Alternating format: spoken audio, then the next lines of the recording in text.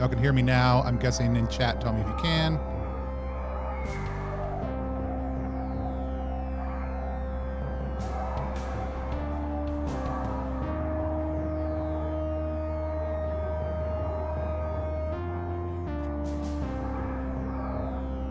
Maybe we've been sucked into the void. Oh no.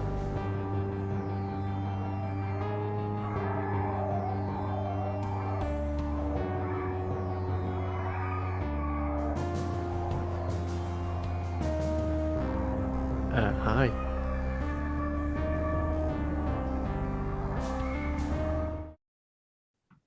And we are live here on Plus One EXP's Roll for Content channel. If you're joining us later, nothing happened right before this. All the audio worked perfectly. We didn't mess around with things for 2 or 3 minutes. It just all magically worked. My name is Tony Vicinda. I'm Chief Alchemist here at Plus One EXP, which is a weird little brand that multi-classes in tabletop game design, beard, and skincare alchemy in the Bardic College of Content Creation. Our hope and desire is to help amazing designers find great players who love their games and help amazing players find great designers whose games they can love. We do that in a lot of different ways, but my favorite is actually just sitting down with those designers, talking to them about what they do, seeing what we have in common, what lessons we can learn from them, and just hearing about the work that they are doing. Today we have two of my favorite creators with us, one of whom is returning, who we've had on a few times before, the other one who we get to have on for the first time. We've got Alicia Furnace and Chris Bissett joining us. Alicia, why don't you go ahead and tell people who you are, what you do, where they can find you online. Yeah, hi. I'm Alicia. I make games, surprisingly. Shocker. I think you could best describe the kinds of games I make as asking the question, who are the real monsters? And spoiler alert, it's us, humans. Humans are the real monsters. And you can find me mostly yelling random things on Twitter at Alicia Furnace. Or on my website if you want to buy my crap at aliciafurnace.com. Awesome. Chris, why don't you tell people who you are, what you do, where they can find you online? Yeah, I'm Chris Bissett. I also make games and adventures and music, and I do too much stuff, and it'll take too long to list it because I'm. Yeah. You can find me shouting on Twitter at Pangalactic, and I run a website called Loot the Room. All my stuff is at loottheroom.io, and that'll give you a link to all the things, everything. I don't know how many vanity URLs y'all buy. I buy a lot. I don't have as many as other people I know, but I have more than 20, which is more than any individual potentially needs. Yes. I at one point had bought the URL idotomuch.com. Apparently I let it lapse though. And when you do that on a lot of services, someone else seeing that it has lapsed will come by and just grab it.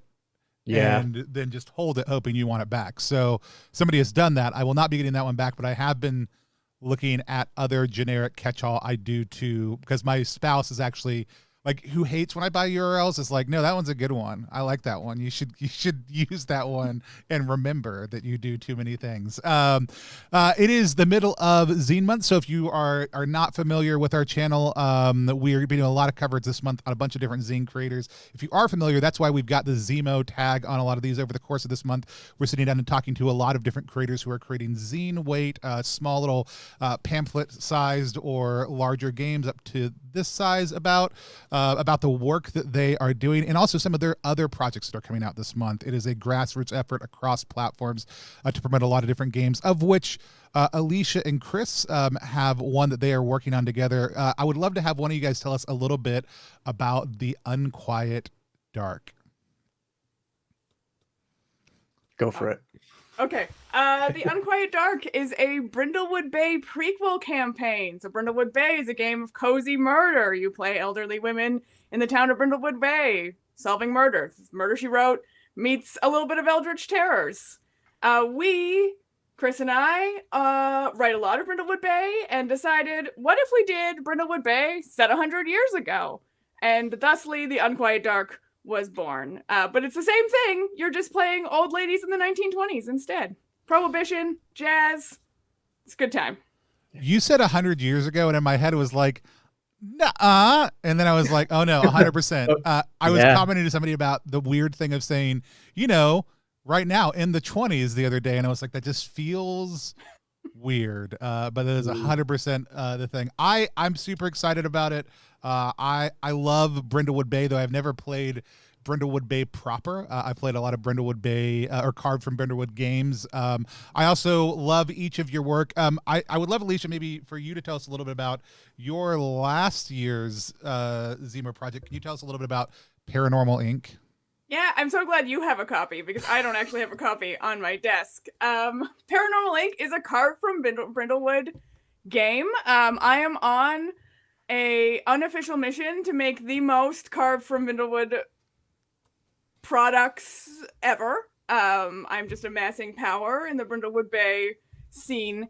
Paranormal Inc. is a sci-fi GM-less take on carved from Brindlewood Bay. So you play kind of plucky, down on their luck paranormal investigators in a world overrun by ghosts who are essentially just pests, trying to sort of find a balance between the living and the dead.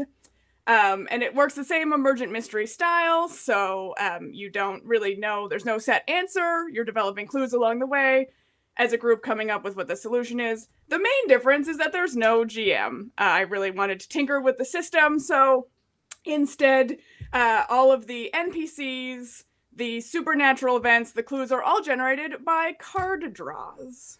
I love it.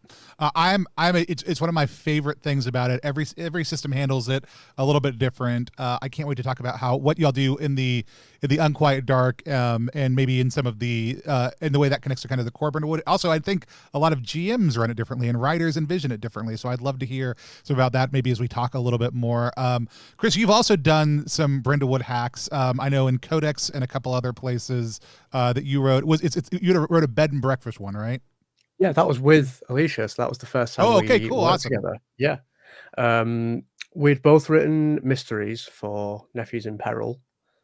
And then Jason and I had been joking on Twitter about how I wanted to write a hack based on like Vicious and shows like that about an elderly gay couple.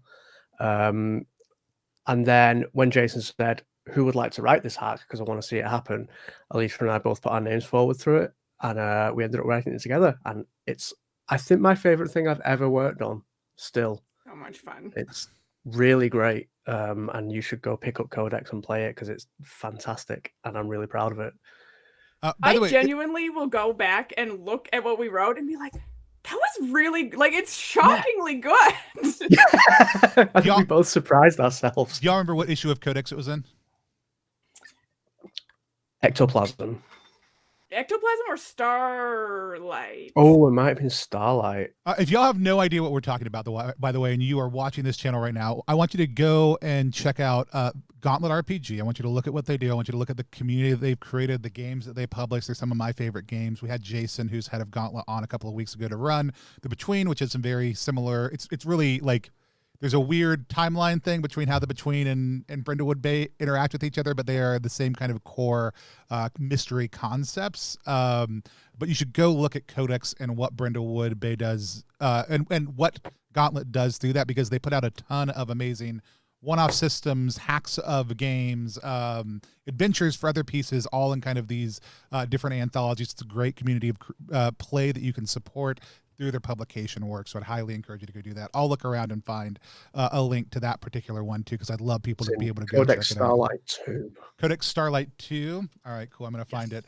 But before we dive too much into the Unquiet Dark and some of the other work that y'all have done, let's talk about some of the other amazing projects that are live right now. I asked each of you to give me a couple of projects that you are excited about at the moment by other people who are creating on Zine Month right now.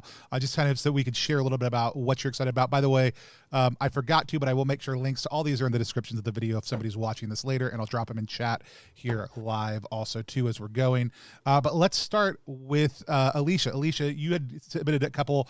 One was The Station. Can you tell us a little bit about The Station and what makes you so excited about it? Yeah, so it's a GM-less world building game, which I think is really interesting. I've seen it compared to some other things that are really exciting to me, and I'm having a brain fart right now at the moment. The Quiet Year, or did you say Quiet Straight Year. Magic? Yes, yeah, the Quiet Year. And I don't know, I just really like the idea of it being isolated to a train station. I think that's fun. I like a really contained setting. And the art looks phenomenal, and something about it just feels really evocative to me. And I was like, I have to get that. And on GM-less games, I want more of them. I'm a huge world building game fan, and I will say, like, there's something about this color scheme, like these reds and blues, and the sweep of the art that I'm a huge fan of. But also just like the fish coming out of the station and the splash image, kind of like hinting at wacky things. And yeah, the connectedness to wider spaces, but the kind of isolation of the train station, I think, is a really cool vibe. Chris, did you get a chance to check this one out at all? No, I haven't yet, but I'm going to, because it sounds great listening to Alicia talk about it. I've missed this one. Yeah, I think it just launched on Tuesday, or since it's by an Australian creator who's down in Perth. So just be aware, if you want to get it shipped to you, it's going to come from Australia. If you don't want to get it shipped to you, you can get the digital, but I think it's an absolutely phenomenal project to check out. It is fully funded, but if you are able to go check it out, please do. Chris, let's take a look at one of yours. You put up one of my ones that, before I put out my top 10 list, I didn't know this game was coming, and that's The Potato King by Evelyn. Yeah. Do you want to talk a little bit about Potato King? Yeah, Potato King is I want to say adventure, but I guess the term is scenario for liminal horror, which is quite a relatively new game that Evelyn Moreau's putting out. It's a really grotesque story about an elder god being fried and served to the people of a small town through a greasy fast food stand run by the Potato King. And eating this cosmic entity like exposes all these people to weird, strange events. Evelyn is one of my favorite artists. Her work is just like instantly recognizable. There's so much character in it, and she puts a lot of it up for free. Well, not for free. She puts a lot of it up on her Patreon, which I'm a supporter of, and makes it available for people to use in their publications as well. She recently did a zine called what's it called? Where the Wheat Grows Wild, I think is the title. I'm mangling that, but that's a really cool like folk horror adventure. She's just one of my favorite creators, and I think this is going to be a really special adventure. And I'm on a big drive of like support content for games, make content for games, and I think this is a really good example of someone doing that. I just think everyone should go and support it, even if you just want to look at the really cool artwork. Yeah, pick it up for that reason. Yeah, her games are some of the most beautiful. The art style, we had Evelyn do a piece for Down We Go for the Bestiary, because we were like, we just want to hire you to do a monster. Like, what? Here are three. You pick the one that sounds the best to you and make it look like whatever you want to, and that's what it will look like forevermore. And so they made the garbage wraith for us, but. It's either Where the Wheat Grows Wild or Where the Wheat Grows Tall. But yeah, it's you can get it at Exalted Funeral, and like Evelyn was even like, maybe we'll put it in print one day. Like, I have to find a publisher, and I just messaged like, let me do. It was like, I will publish this for you. I will print this. I will, like, if you can't find somebody else, just tell me, and we will make this thing happen. And so, it is super cool. And Liminal Horror has a couple of hacks in Zine Month this year. Alicia, have you had a chance to look at it at all? I have. I saw it. I saw the name and was like, I need to look at that later. It's like on my list for things to look at, but I'm excited. I haven't played the system yet either, but I really love when a project comes in that then makes you excited about checking out a new system, and I feel like that's what that does for me. Yeah, and Liminal Horror is new. There's another one called The Mall that's out right now for it also too, which has like a box from. Like an old box from Mall Madness with some eldritch horror pieces just worked in to it as just a splash image, and it's amazing. But yeah, it's cool to see stuff coming out for both of them, both Potato King and that one. Make me want to go play it. Alicia, let's talk a little bit about Actual Monsters. Yeah, okay, so Actual Monsters, I feel like anyone who knows me is going to see that and be like, oh yeah, actually that is 100% Alicia's thing. I mean, the tagline is a game about eating trash and scaring people, and that just speaks to me on such a personal level. something that I really enjoy doing that you'll see in my work is making games that are maybe family friendly, but I like to think of them as games that anyone can play. And I really get that vibe from Eek Actual Monsters. The art is fucking adorable. Like the little splash image they have is so cute.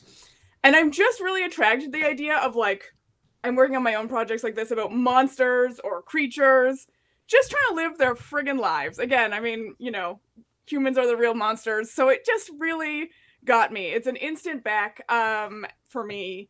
And I know that their rules are like pretty much complete. So at this point in time, they're like mostly trying to get more art. And like, if you see the cute little monsters on their page, you know you want more of that art. It is absolutely adorable, and I was thrilled when I saw it. The creator Zig is in a couple of quotes for us for like Repugnant, some other stuff in the past.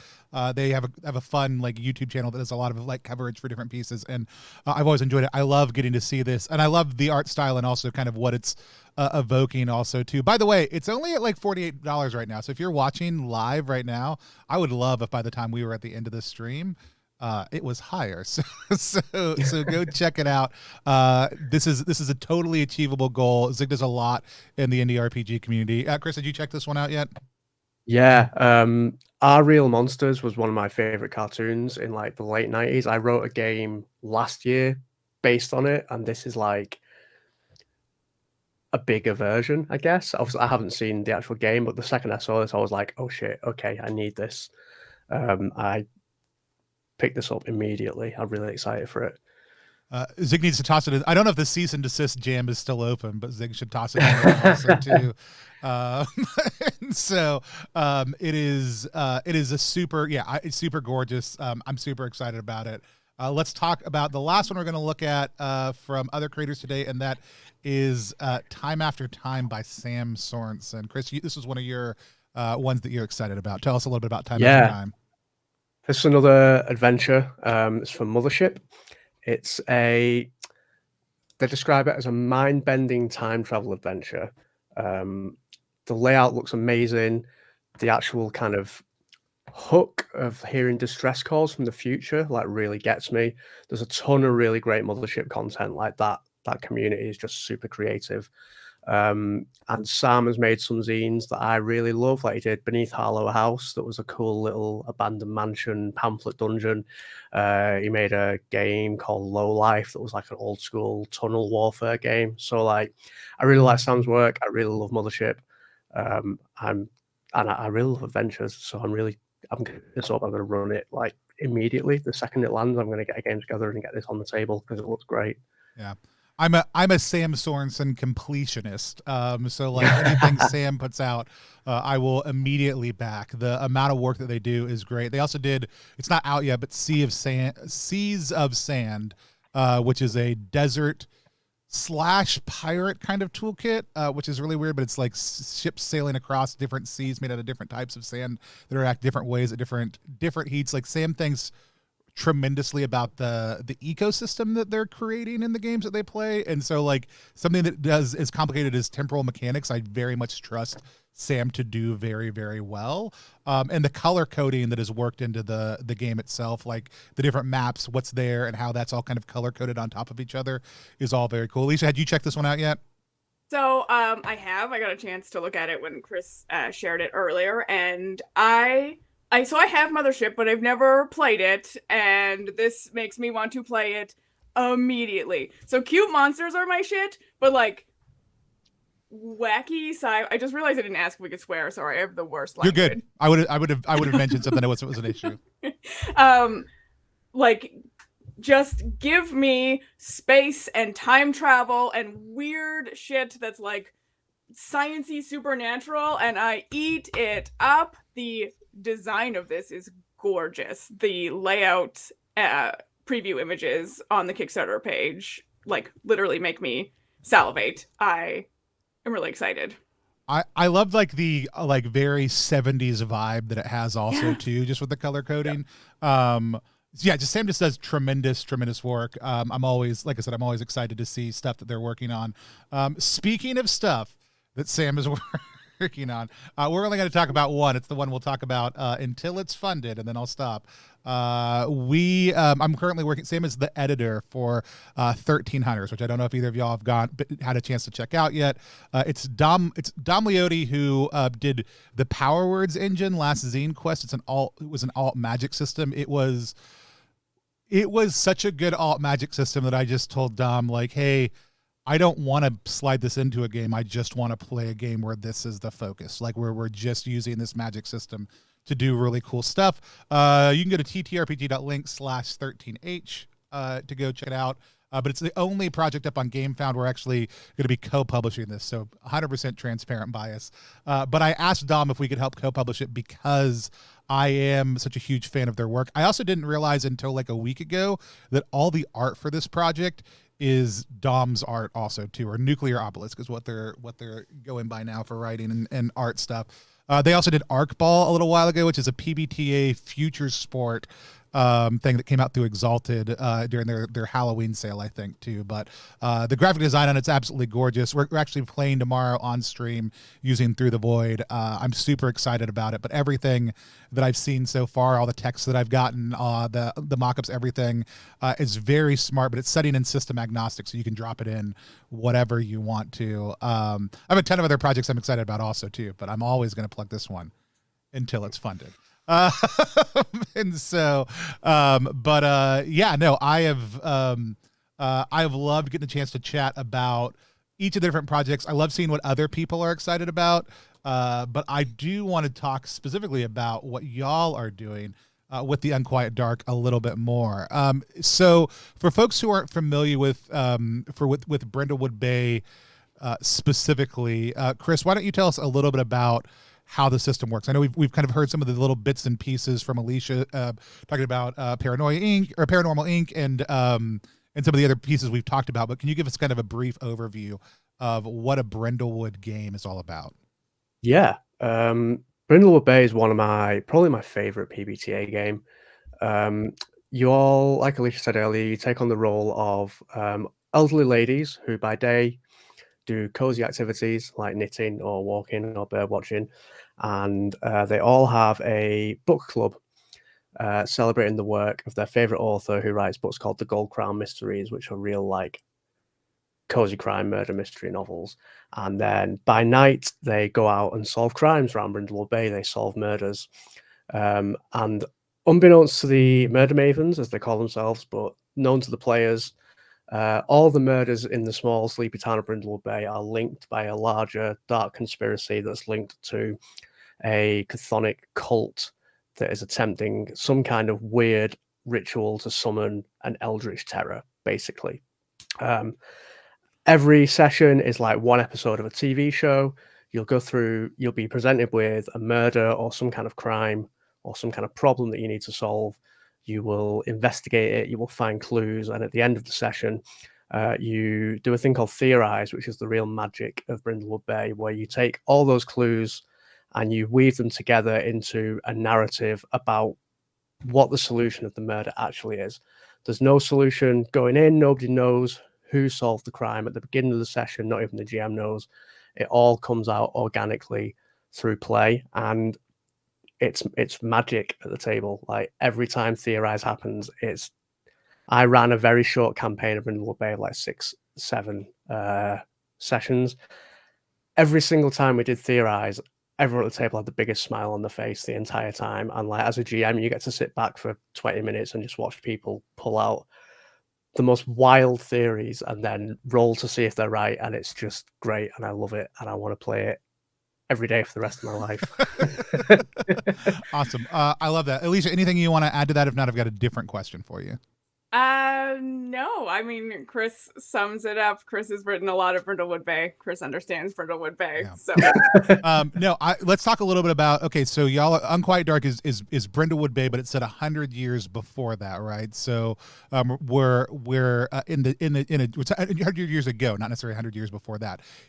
It's kind of couched as a prequel, is the way that y'all have done it, and the way that Jason and Gauntlet have been very like excited to talk about it also too. So, whether it's canonically a prequel or not, from an authoritative standpoint, no one really cares within the Brindlewood community. But it happens beforehand. What are some of the shifts for the Unquiet Dark?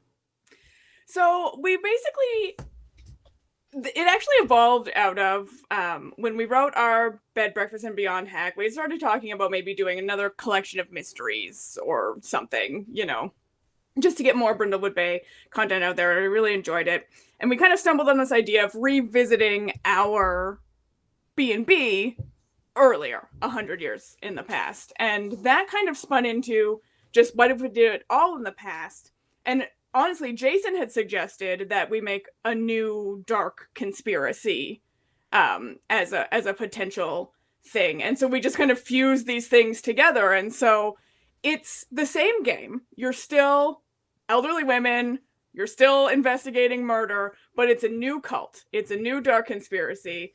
And we're just kind of pitching it as this idea that, like, there's something about Brindlewood Bay that is attracting these creepy groups to come here. I don't know. It's on a Hellmouth, maybe. And as soon as one cult is gone, I mean, then, like, hey, there's all this great eldritch stuff here. Another cult's just going to naturally move in, take up that spot, open up, a new lodge, and get working. I love that. So the original one has the kind of concept of the book club. Y'all have talked a little about this as the jazz era. So are we going to see music kind of take more of a central focus in this? Are we seeing another kind of core reason why these women are gathered together? What's kind of the hook for why these women are connected to each other?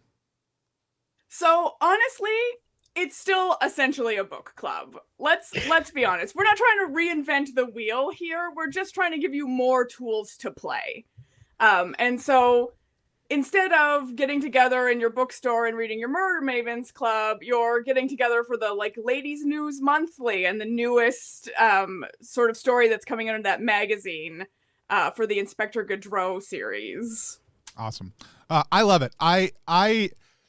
Has any I don't know it well enough, but I know that the Brindlewood Bay has not even made it to Kickstarter yet, which is the best part, right? It was going to be in January. It's gotten pushed back to later on in the year. But I love seeing, and it's one of my favorite things about the Gauntlet is like the community of play, people like the digital release of the games. The iterative process means you'll lots of times see hacks of the game before the game itself is even released. I think it's one of my favorite things about rooting everything that they do in play and in the community. So I always think it's so great. Has anybody written any of the books? Like, have y'all written out stories for what the biddies are reading? Or is it something where that's just been kind of left? Because I mean, especially Chris, with some of the stuff you've done into some speculative fiction writing, I would love to see somebody take a crack at, like, here is a sample of a book that is being read in this universe that could then be like an at-table item. Yeah, I haven't seen anyone do that, but now you've put the idea in my head. So yeah, that's 100% what I was trying to do. So I feel we need a new successful. Stretch goal. New stretch Chris goal. writes a novel. Let's write it out. Well, this one you just have to do a magazine story. You don't have to do a full Oh, article. well, that's fine this then. one. Yeah, it's much easier. I could turn out a 3,000 word. Just real quick, just knock it out. No, but no, that's great. I love the layout and the look of the game. I've been super excited to do it. I want to talk a little bit more, just kind of some technique with y'all though, before we dive back into that.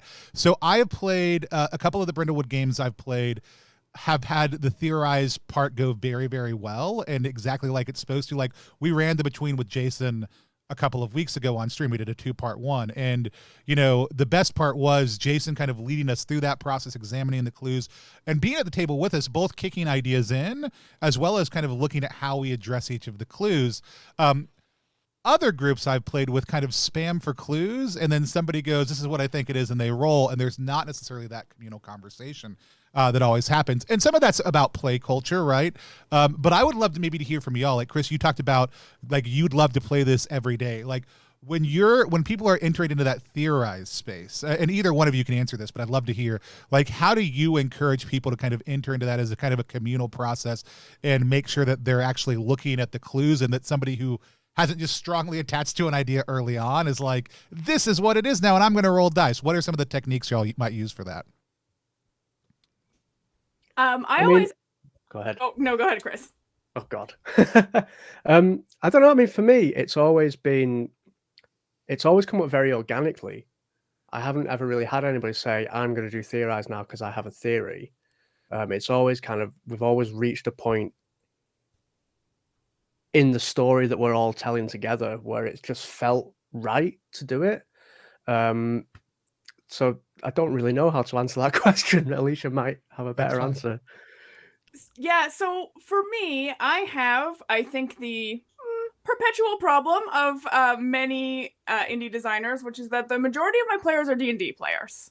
We play a lot of D&D, that's what they know, that's what they love, and that's their framework when they're coming into games. So they're great, and they're like willing to try out new things, but so I have seen quite a few struggles with dealing with Theorize, because it's such a different approach to gaming and storytelling than, you know, sitting down in some 5e and punching some goblins in the face, which is also fun, to be fair. I'm not here to slam on that. I think the play culture is a big part of it. You need people who are going to buy in to the fact that you're playing an emergent mystery. Where I think the struggle comes is that people expect there to already be an answer. I think people struggle with the fact that there is no right answer. The right answer is what you come up with. In terms of dealing with that, I think the key is asking players for a starting point. Who is a starting point? You know? And then most people can't work in all of the clues, in my experience. And so it's from there, it's asking other players. I mean, this is just like general GM tips, right? Like start specifically asking other players what they think, pointing out specific clues they may have overlooked.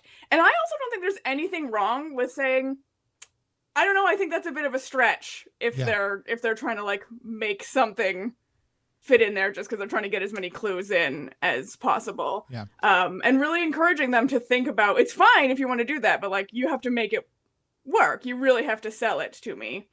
And then remembering that players can add context too. One of my favorite things about Brindlewood Bay is that the clues are quite vague. So when you get in your theorize, you can give context to those clues. You know, maybe your clue is, a fight overheard between two people. So define those two people in your theorize move to give yourself some context to those. So, and then I think it's practice, to be honest. I think it's like getting people to just keep trying, because it is a different style of play, I think, than a lot of people are used to. And you can build that skill set. Yeah. No, I love that idea, and I do think it is one of those things. Like one of the games I played, and it was not a Brindlewood Bay game. It was a connected game, but it was the first time somebody was GMing a system that was card from Brindlewood, and it was their first time doing anything PBTA related, and they were like, I love big tables. I'm fine if there's 7 people in my group. And so we had this way oversized group. It was all virtual play. And then we went to go do entanglements, and they were like, it says it's going to take about 30 to 40 minutes, and it took 3 hours, right? Because we're doing all these entanglements for all these different people and trying to figure out, and I was just like, afterwards I was like, yeah, I just want you to know, like, I know in an OSR D&D game, like big tables can be really easy, really fun to run. Like the emotional and intimacy that you're going for in a PBTA game is very different. And it's always going to be better with like 3-4 players. You can go up to 5, right? Like, but the smaller the group of players, I think oftentimes you see like the more those things matter, and the easier it is to make sure that table culture is easy. We played the Between with just me, Sean F. Smith, and Max Lander, and it was great, right? Like easy table culture, great conversation. Jason pushed us a couple times when we brought up clues on like, hey, here's, like that seems like a stretch. Does anybody else see that also too? Like inviting other people to kind of speak into that context. But I absolutely watched in that one game I was talking about a couple of players spam for clues. Like we're just gonna look for information, and then one of them at the end be like, here's a side tangent I was doing the entire time. I think that's what it was all about. And it was like, great, this is a great play test of this game. I'm going to do another one now. So it can be really challenging. Chris, for you said you would love to play this game every day. You said Theorize was kind of your favorite pieces. What are some of the other elements of this game that kind of really just speak to you? God, there's so much. I love how much opportunity it gives players to define the world. Like the other move in it that I really love, that has not come up in games as often as I would like it to, is the Gold Crown Mysteries move, which is where at any point during a mystery, one player can say, "This reminds me of the time that this happened in a Gold Crown mystery," and they get to define one of the Gold Crown mystery books that the Mavens all read and love and share together, and how it impacts the current mystery.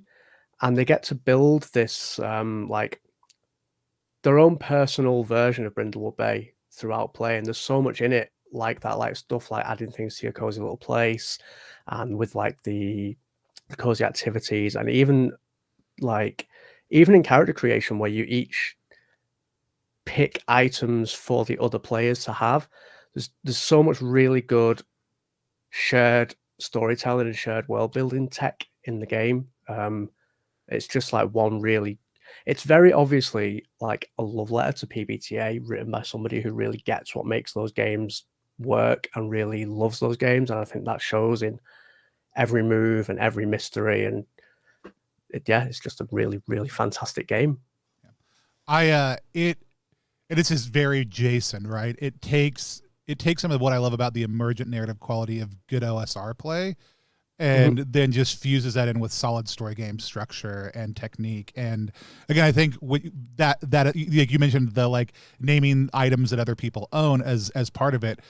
I feel like that's like Jason does such a good job of putting beats in games that already start you on the process of, when we get to something like Theorize, you've already been collaborating with each other and naming each other, and you're not as isolated ideally in what you're doing. There's this more of this table quality, and I love seeing when people trigger moves that really, really open that up and make it easy to do. And I think Brindlewood, having again only read it, never actually played it directly, it does it so well.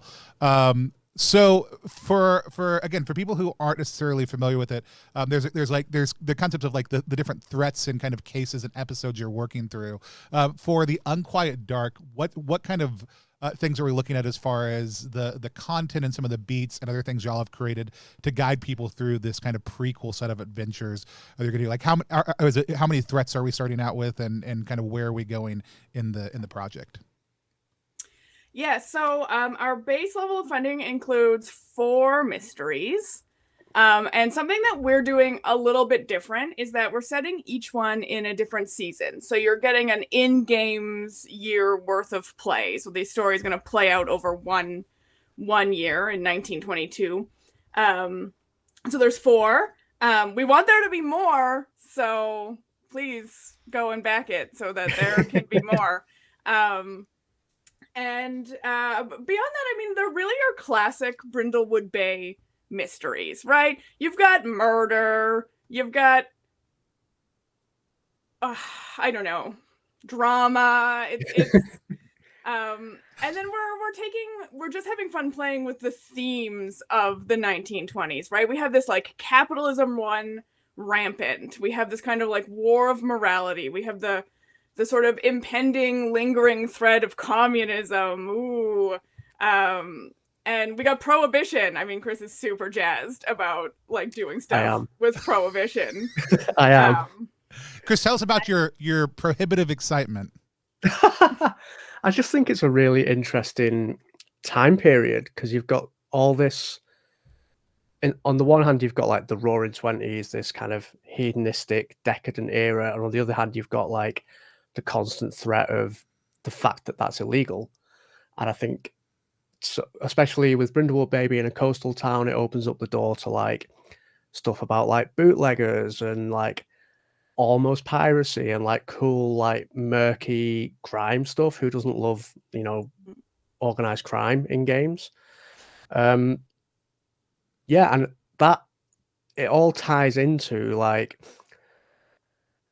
the eldritch horror stuff as well, because in Brindlewood Bay you get the Dark Conspiracy is a history of Brindlewood Bay, but it's got big gaps in it, and we get to fill in one of those gaps. And so we know that like weird culty eldritch shit was going on in Brindlewood Bay at the time we're writing it, and we get to like staple that to organized crime and like peak turn of the century, fin de siècle capitalism. And it's just like, I don't know, there's something about the faded glamour of that era that really appeals to me, and that I think we get to really tap into in a really fun way. I don't know if that answer made any sense whatsoever. I'm just really excited about it. No, I know. I love it. Like somebody even Blake in the chat says, you know, phones in cars, but no internet or mobile phones. I'm interested to get y'all's take. So y'all have written a lot in kind of the carved in Brindlewood and Brindlewood Bay, specifically realities. If you were going to suggest, based on your body of work as well as other stuff people have put out there by Brindlewood Bay, what order do you think, if you wanted to play in kind of one table canon, even as you moved across the different sets of adventures, what order would you personally play them in? Does that question make sense at all? Like what order? If you looked at like Nephews in Peril, Unquiet Dark, the Bed and Breakfast and Beyond one, like if you were going to say to a group of people, hey, we're going to play all of these and we're going to play them in, you're going to play different characters over different times, but we're going to play them in one big canon and tell the entire story of Brindlewood Bay, what order do you think would be the most fun to play those in? I would play them almost in release order. Like I would start with the mysteries that came out when Brindlewood Bay released. You've got Dad Overboard, you've got Murder Most Mucky, Jingle Bell Shock, and then like you can like arrange them in whatever order. I think I follow the suggestion of starting with Dad Overboard. That's a great one.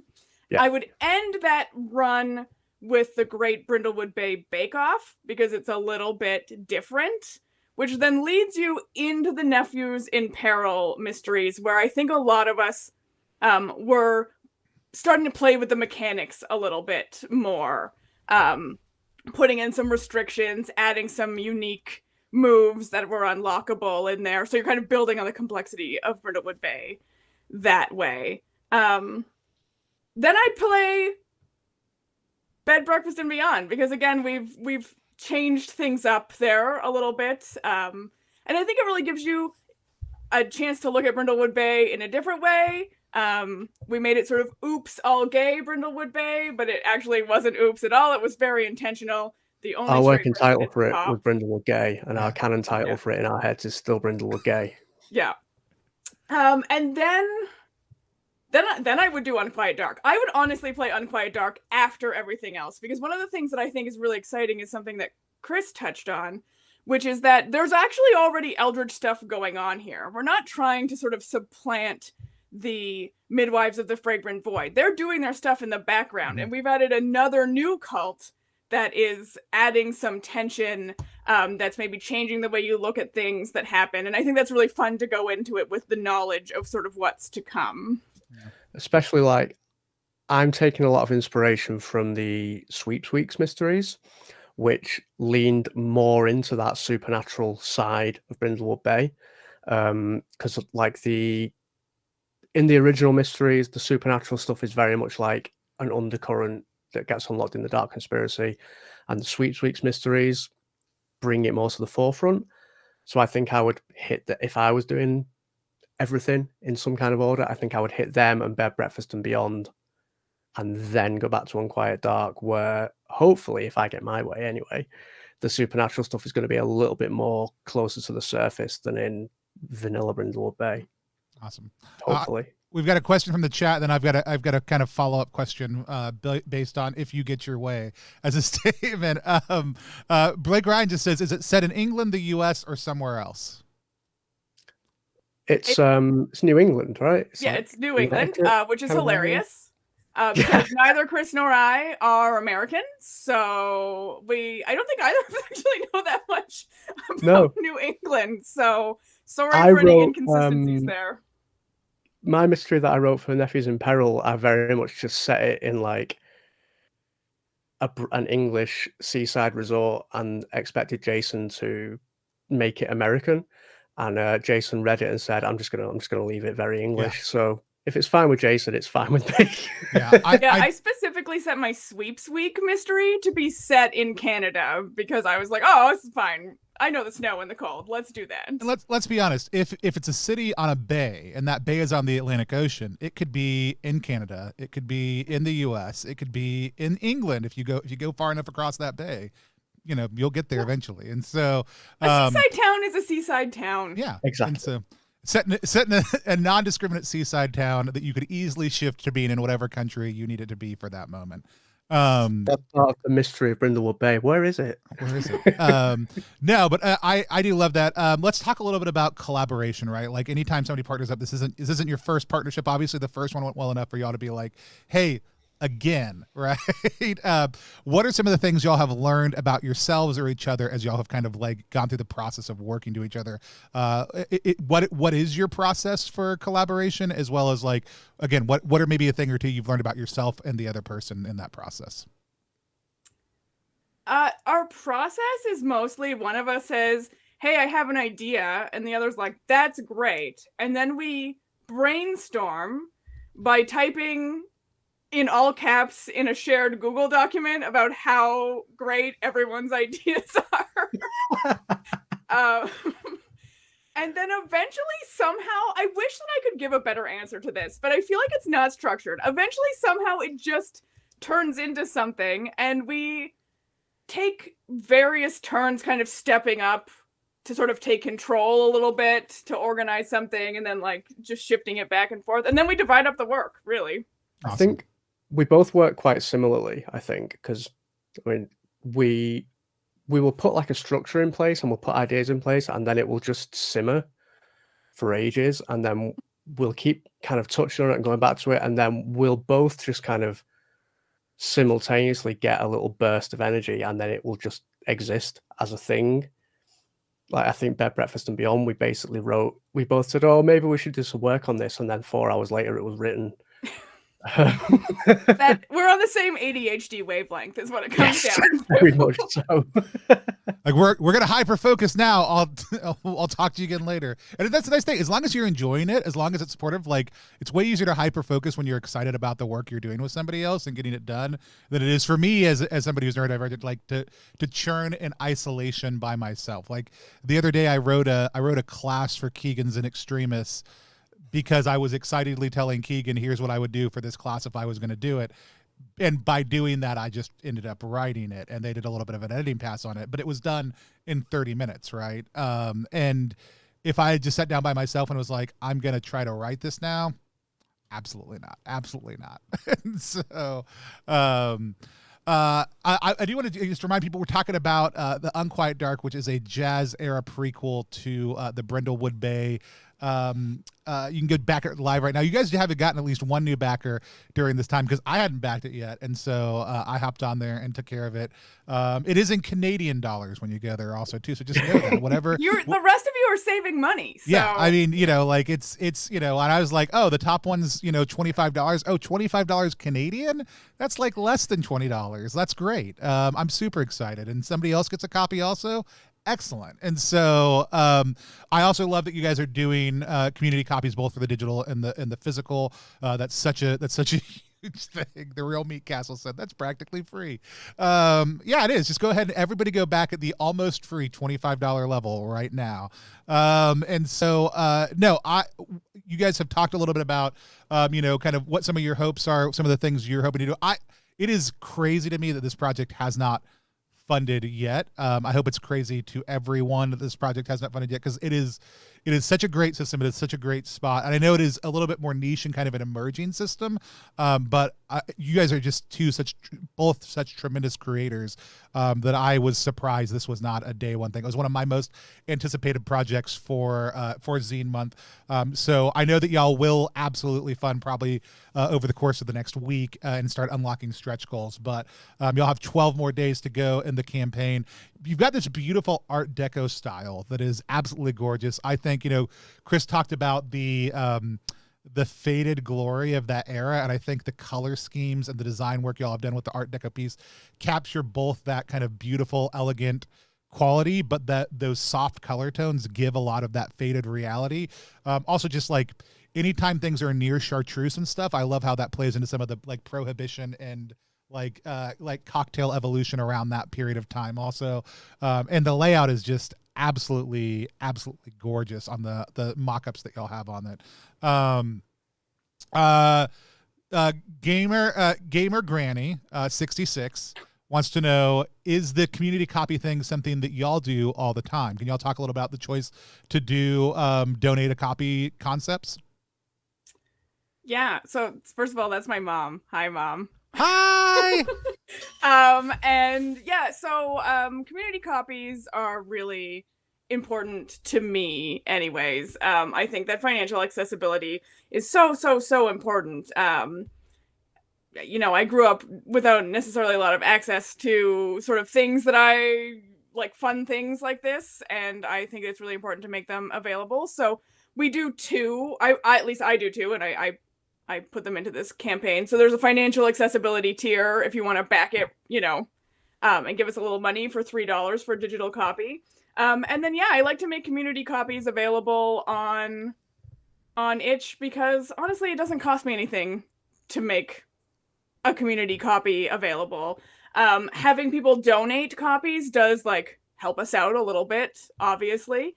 But people deserve to play. Like, play is a human right, if you ask me, and I want to make sure that it's accessible to people. So yeah, community copies. And if you think you qualify, then you qualify, you know. Yeah. Go get a community copy. Yep. Yeah, I always tell people, like, games do cost money to make, but I think that they should be accessible to everybody. Community copies are such a good way to do that, and people shouldn't second guess whether or not that is accessible to them whenever they go to look at something. If you can't afford it for whatever reason, you can't afford it. If you want to play it, like, I don't think any of us make games so that people don't play them. Like, I know of very few designers who are like, I just want to make a game, I don't care if people play it.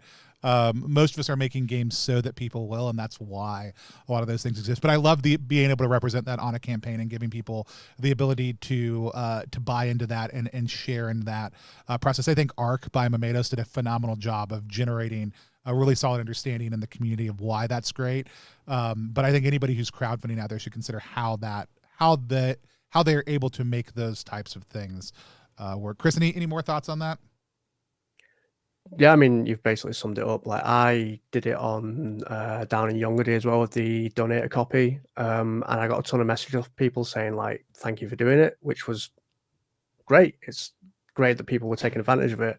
I can't take any credit for it. I pinched it as an idea from a Kickstarter that I backed a couple of years ago, and I backed it at the financial hardship tier to get a copy where I just paid £1 for it because I had no money at the time.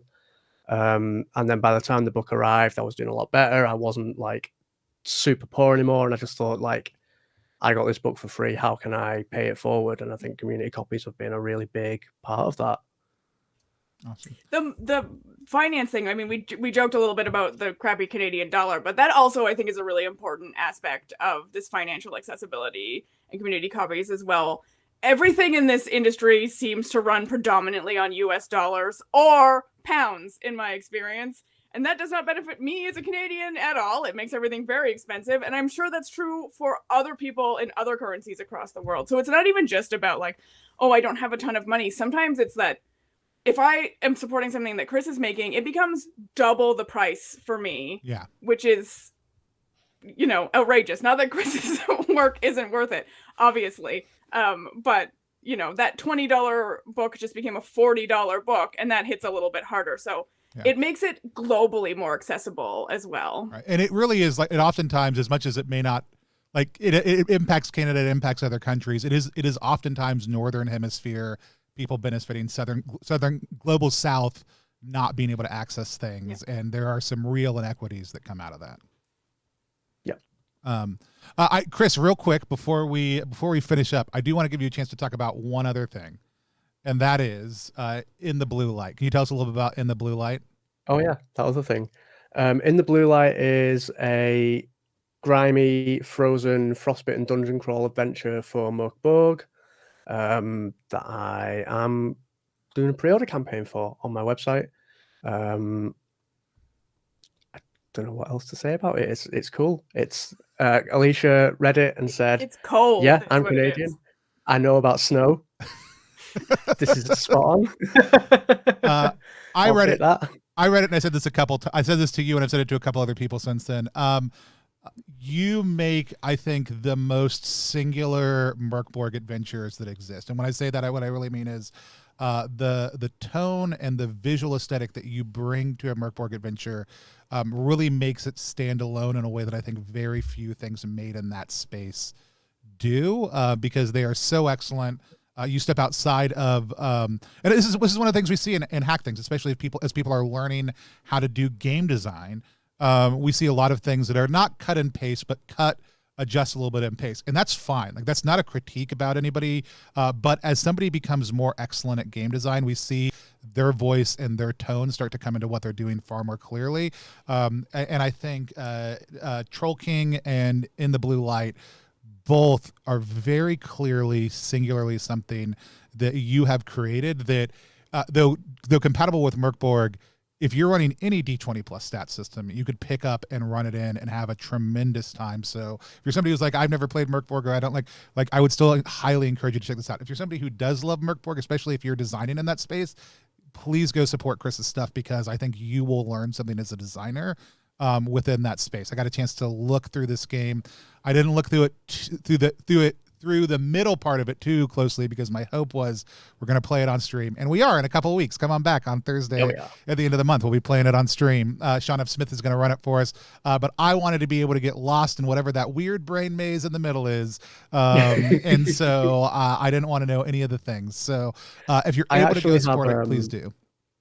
I've stolen a Jason Cordova bit for this adventure as well, because I was trying to figure out a way to let people run the maze without the map. And Jason wrote a move for Dungeon World years ago called the Labyrinth move, which is a procedure for PBTA games for navigating labyrinths without maps and things. And I messaged Jason and was like, hey, can I put your PBTA move in this OSR adventure I'm writing? And he was like, yeah, of course you can. So there's a little That's why I made it. Yeah. A little bit of PBTA going on in this Merkborg adventure as well, which I'm excited for people to get their hands on. I love it. Like I said, two absolutely phenomenal creators. If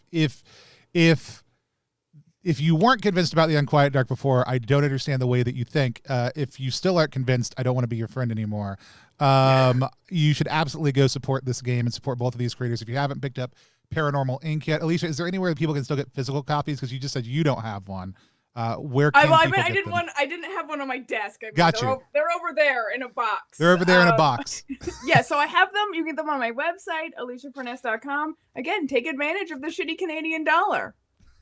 And Alicia and I have been talking for a while, and then lives got in the way about playing Paranormal Inc. sometime on stream. So we will absolutely try to make that happen at some point in the future. If not, I'd love to get both of you back on to do at least a 2-shot of the Unquiet Dark, because I don't think you can do a Brindlewood justice in a 1-shot really. And so I would love to play with either of y'all at some point in the future.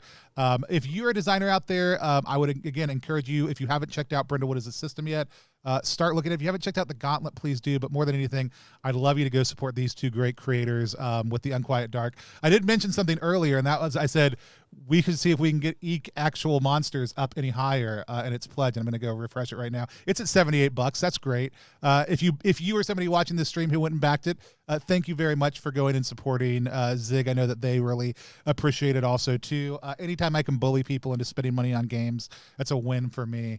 But before we hop off, Alicia, tell people where is the best place for them to find you? The best place is definitely on Twitter. Come find me. I'll talk to you. We'll have a good time. You can see my many rants about many things at Alicia Furness. Awesome. Chris, how about you? Also Twitter. I spend far too much of my life on Twitter. Come say hello. I'm at Pangalactic, PANGALACTIC. Awesome. Also, I don't know if this is a real offer or not, but it seems very enthusiastic. Gamer Granny 66 just said, ooh, me to play Paranormal. And so if your mom is willing to come on and play Paranormal with us and you are down for that, I would love to have your mom come play your game with us. I think that would be a blast. And we can talk about that off Let's stream do it. one way or the other. And so, but anytime somebody's mom is in chat, I get excited. And but we've never managed to get a mom on stream to play a game with us. So I would absolutely love to make that a reality. I want to remind people we do regular streams on a number of different things tonight at 8 p.m. our time, 12 p.m. if you're in Melbourne, Australia. We are playing It's Time to Get Fragged. Why do I say that? Because that's where the game designer lives, and that's where a lot of people who are big fans of the game Fragged are from. And so this evening at 8 p.m., which is in about 4 hours, we're going to sit down and play Fragged 2nd Edition with Wade Dyer, the creator. It's a medium weight sci-fi RPG that lets me do one of my favorite mechanical things, and that's roll 3d6. And so please come back and join us for that this evening. Also tomorrow, I'm going to be sitting down with Nuclear Obelisk, Sam Sorensen, who are the team members behind 13 Hunters, the game that we are co-publishing with them. It's live on GameFound right now, and we are going to be I am going to be GMing, which I rarely do, but we're playing Through the Void, and I'm going to take some of the 13 Hunters and pursue their characters in an emergent narrative OSR experience where they're trying to just make it through the day and survive this bounty that's been put out on them. Come on back and check both of those things out. Hit follow to let you know when we go live. Head over to our YouTube channel to subscribe so you can get videos on demand right after we're done with them. And if you're able to support 13 Hunters, we would desperately I'll be desperate. I don't care. We would desperately appreciate it also, too. But with that said, this has been Prestige Class with the team from the Unquiet Dark, and class is dismissed.